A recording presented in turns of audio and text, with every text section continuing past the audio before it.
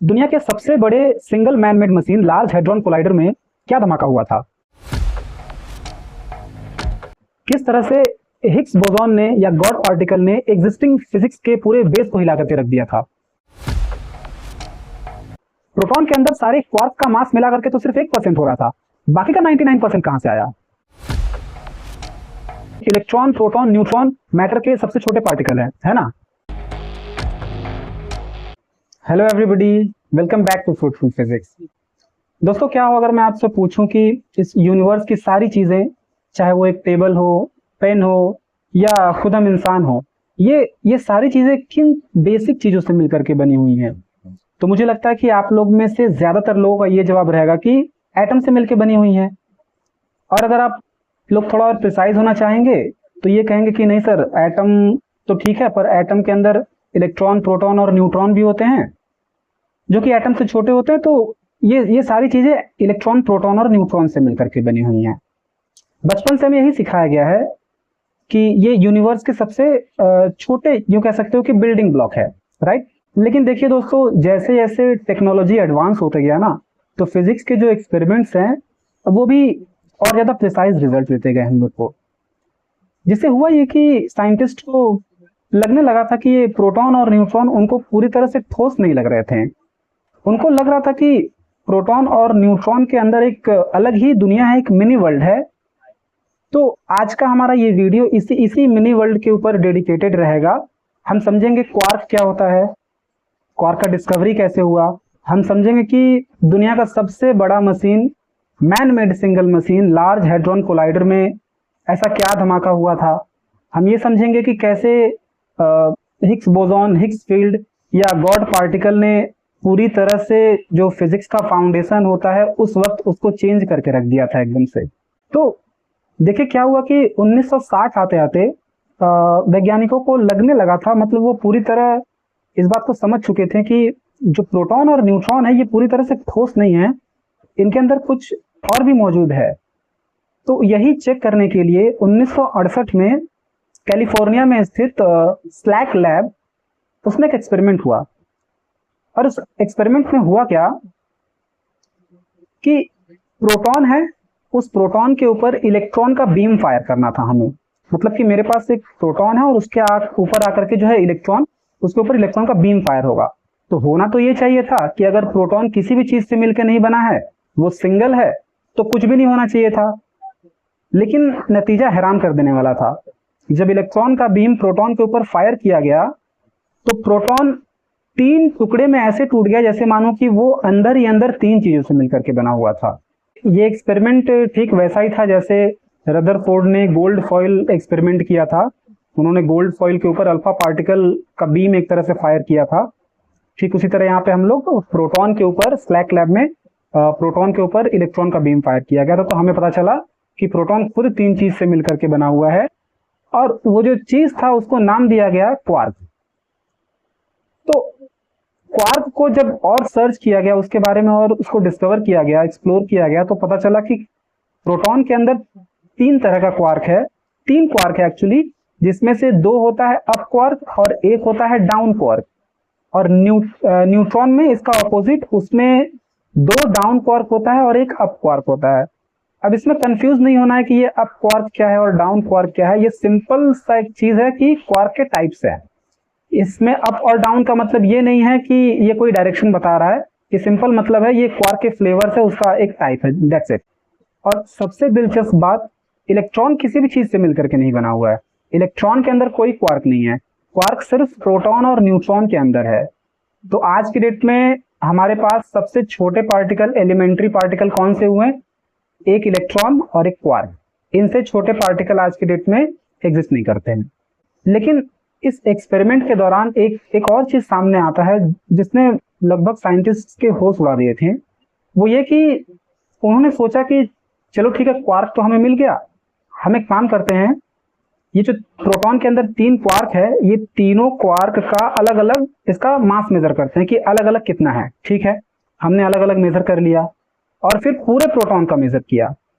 तो इस कैलकुलेशन से एक बहुत ही हैरान कर देने वाला नतीजा ये था कि तीनों क्वार्क का वजन पूरे प्रोटॉन के वजन का सिर्फ 1% था।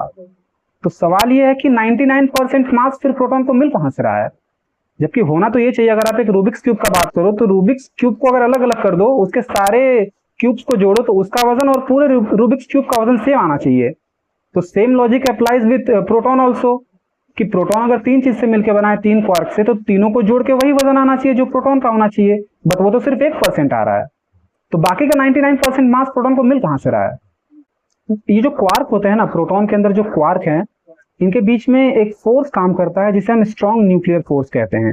ये फोर्स बहुत ही स्ट्रांग होता है और इस फोर्स को ले जाने वाले पार्टिकल जो बीच में होते हैं उन्हें ग्लूऑन कहते हैं। ग्लूऑन को आप ऐसे भी समझ सकते हैं कि ग्लू की तरह कोई स्ट्रक्चर जो तीनों क्वार्क को आपस में जोड़ करके रखता है। ये जो ग्लूऑन है और क्वार्क हो गया ना, ये उस छोटे से प्रोटॉन के अंदर ऐसा नहीं कि रेस्ट में पड़े रहते हैं, ये लगभग लाइट की स्पीड से, लाइट 99.99% आप समझ सकते हैं, लगभग लाइट की स्पीड से प्रोटॉन के अंदर ही इधर उधर घूमते रहते हैं। तो जब इतनी स्पीड से कोई चीज घूमेगा तो उसका जो भी मास होगा वो तो पूरा एनर्जी में कन्वर्ट हो चुका होगा।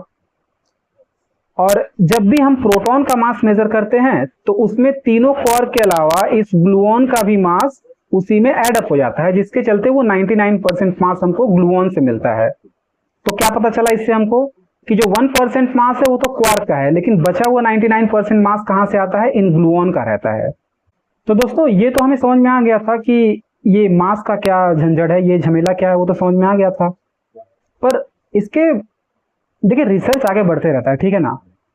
इसके बाद एक ऐसा सवाल आके खड़ा हो गया सामने जो समझ लीजिए कि बहुत स्ट्रेंज चीज था कि ये जो इलेक्ट्रॉन है और ये क्वार्क है, इनको मास कहां से मिल रहा है? मतलब हम सब लोग इलेक्ट्रॉन और क्वार्क से मिलकर के बने हुए सारी चीजें, हम लोग का कुछ मास होता है, इलेक्ट्रॉन का कुछ मास होता है, क्वार्क का कुछ मास होता है, ये मास कैसे आ रहा है? मतलब मास अचानक से कहां से आ गया? क्योंकि बिग बैंग के शुरुआत में एकदम स्टार्टिंग में तो किसी चीज का कोई मास नहीं था। तो जब कोई मास स्टार्टिंग में नहीं था तो अचानक से मास कहां से आ गया? ये तो वैसा ही होना चाहिए कि बिग बैंग जैसे ही हुआ सारी चीजें लाइट की स्पीड से बस तैरती रहनी चाहिए, लेकिन फिर अचानक से कुछ इलेक्ट्रॉन कुछ क्वार्क्स मिलकर के चांद सितारे बन गए, प्लैनेट बन गए, ह्यूमन बन गए, पेड़ पौधे बन गए।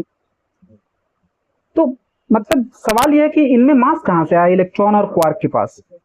और इसी मिस्ट्री को सुलझाने के लिए स्विट्जरलैंड और फ्रांस के बॉर्डर पर लगभग 100 मीटर नीचे, जमीन से 100 मीटर नीचे, लार्ज हैड्रॉन कोलाइडर, जो कि इंसान के द्वारा बनाया गया सिंगल सबसे बड़ा मशीन है इस दुनिया का, उसमें हुआ एक प्रयोग। और प्रयोग था क्या? वो मशीन एक्चुअली एक टनल जैसा है, गोल टनल जैसा है। उसमें हुआ क्या कि उसमें दो तरफ से प्रोटॉन को फायर किया गया, और होना ये चाहिए कि प्रोटॉन जहां पे जाके टकराएगा तो सारी चीजें बिखर जानी चाहिए जो भी है प्रोटॉन में, और प्रोटॉन को लाइट की स्पीड से टकराना था। तो प्रोटॉन को लाइट की स्पीड से उस मशीन में टकराया गया, तो ये धमाका हुआ प्रोटॉन का उसमें एकदम।